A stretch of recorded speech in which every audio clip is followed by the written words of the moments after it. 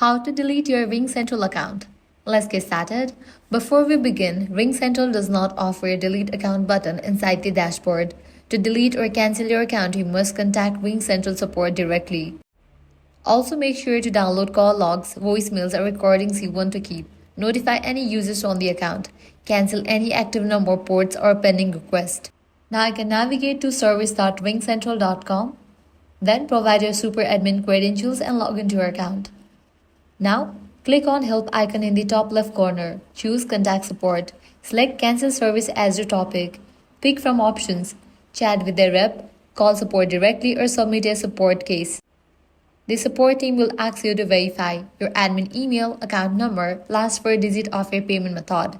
Then they will guide you through the final account termination process. They will also let you know when your account will officially close, if there are any final charges or refunds. Once your account is cancelled, you can also uninstall the app or delete saved login info. And that's it. This is how you can delete your RingCentral account. If this guide helped you out, do not forget to like, share, and subscribe. Thanks for watching.